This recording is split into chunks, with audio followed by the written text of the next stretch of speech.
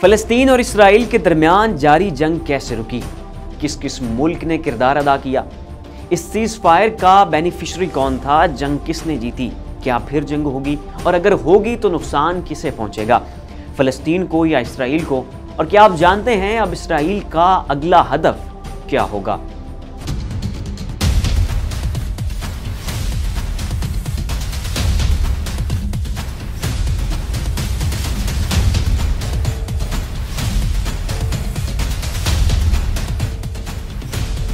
नाजरीन अस्सलाम वालेकुम, आप देख रहे हैं IMTV और मैं हूं आपका मेज़बान गालिब सुल्तान। ख़वातीनो हज़रात, आखिर पाकिस्तान और तुर्की की सफारतकारी रंग ले आई। पाकिस्तान ने चाइना और तुर्की ने रूस को इसराइल के खिलाफ मुतहर्रिक किया।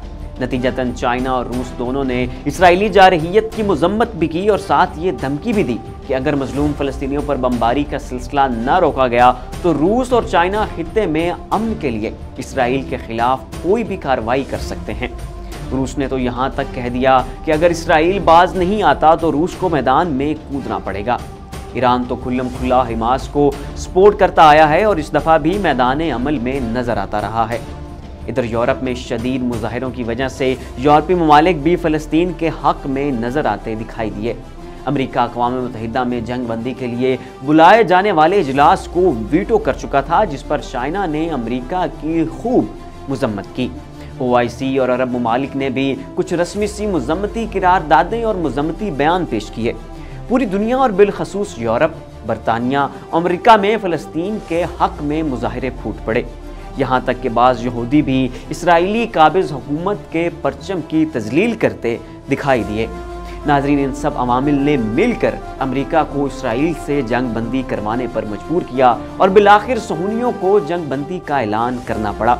नाज़रीन, गज़ा पर 11 दिनों की वहशियाना जारहियत के बाद सहूनी हुकूमत ने घुटने टेकते हुए जंग बंदी का ऐलान कर दिया है, जिसके बाद फ़लस्तीन के मुख्तलिफ इलाकों में इस वक्त जश्न का माहौल है। इसराइल के TV चैनल 12 ने बताया है कि जंग बंदी पर 2 बजे से अमल दरामद शुरू हो गया था। सहूनी काबीना ने भी एक बयान जारी करके 11 दिनों की जारहियत के बाद जंग बंदी की खबरों की तस्दीक की है। हमास ने भी बताया है कि मिस्र ने जुम्मे की सुबह 2 बजे से जंग बंदी पर अमल दरामद की इतला दे दी है। हमास ने कहा है कि जब तक सहूनी हुकूमत जंग बंदी पर अमल करेगी हम भी उसकी पाबंदी करेंगे। इस्लामी जिहाद तहरीक की फौजी शाख अल-कुद्स ब्रिगेड के तर्जुमान ने भी कहा है कि जंग बंदी की हम पाबंदी करेंगे लेकिन दुश्मन के हर हमले का ठोस जवाब देंगे। उन्होंने कहा है कि हमारे मुजाहिदों की उंगलियां ट्रिगर पर हैं और आखिरी बात हमेशा इस्तिकामत की होगी और अगर दुश्मन ने फिर हमले शुरू किए तो हम भी फिर से हमले शुरू कर देंगे। गौर बुर्दन में रात से ही फ़लस्तीनियों ने फतह किए जश्न का आगाज़ कर दिया था। फ़लस्तीनी ज़रा के मुताबिक गौर बुर्दन के मुख्तलिफ शहरों में लोगों ने सड़कों पर निकल कर फ़लस्तीन की जीत की खुशी मनाई। खबरों के मुताबिक मिस्र जंग बंदी पर नज़र रखने के लिए 2 वफूद भेजेगा।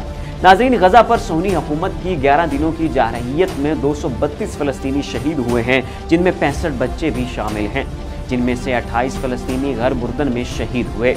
इस दफ़ा तो मामला किसी तरह जंग बंदी की जानिब गामजन हो गया, लेकिन मुस्तकबिल में इसराइल से चौकन्ना रहने की ज़रूरत है। इसराइल की यह पॉलिसी रही है कि वो जब भी फ़लस्तीन, गज़ा और हमास को तरक्की करता देखता है, जब भी उसे महसूस होता है कि ये सर उठा रहे हैं, चाहे मुआशी मैदान हो, तालीमी मैदान हो या मैदान जंग, इसराइल कोई ना कोई बहाना बनाकर इन पर जंग मुसल्लत कर देता है और इस जंग में फ़लस्तीनियों का इतना नुकसान करता है कि फ़लस्तीन फिर 10 साल पीछे चला जाता है। ये उनके स्कूल गिराता है, अस्पतालों पर वार करता है, नई इमारतें और हमास के ठिकानों को निशाना बनाता है और इतना शदीद नुकसान पहुंचाता है कि फ़लस्तीन 10 साल बाद तक भी अपने इन्हीं जख्मों को चाटता रह जाता है।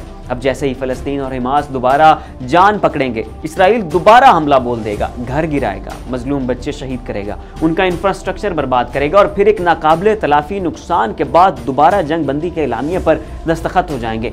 पाकिस्तान और तुर्की ने इस खदशे के पेश नज़र बड़ी खूबसूरत तजवीज़ पेश की है, जिस पर हर सूरत अमल दरामद होना चाहिए। नाज़रीन, पाकिस्तान और तुर्की ने अक़वाम मुत्तहिदा और अक़वाम आलम से यह मुतालबा किया है कि गज़ा पर एक निगरान फोर्स तैनात की जाए जो हर लम्हे की सूरत हाल और वाक़यात से बैनुल अक़वामी दुनिया को आगाह भी करें और किसी भी सफाकी सरगर्मी का मुंह तोड़ जवाब भी दें। अगर अब भी हमने मजलूम फ़लस्तीनियों के लिए कोई अच्छा लाए अमल तैयार ना किया तो 10 साल बाद जैसे ही फ़लस्तीन तरक्की की जानिब बढ़ने लगेगा, जैसे ही फ़लस्तीन अपना हक मांगने के काबिल होने लगेगा, जैसे ही फलस्तीन दोबारा उठने लगेगा तो इसराइल दोबारा हमलावर होकर हजारों फलस्तीनियों का खून भी बहाएगा और उन्हें मिलियन डॉलर्स का नुकसान भी पहुंचाएगा। लिहाजा बेहतरी इसी में है कि तमाम तर मुस्लिम उम्मा मुत्तहिद होकर एक नई जंग मुसल्लत होने से कबल ही बेचारे मजलूम फलस्तीनियों के लिए कोई लाहे अमल तैयार करें।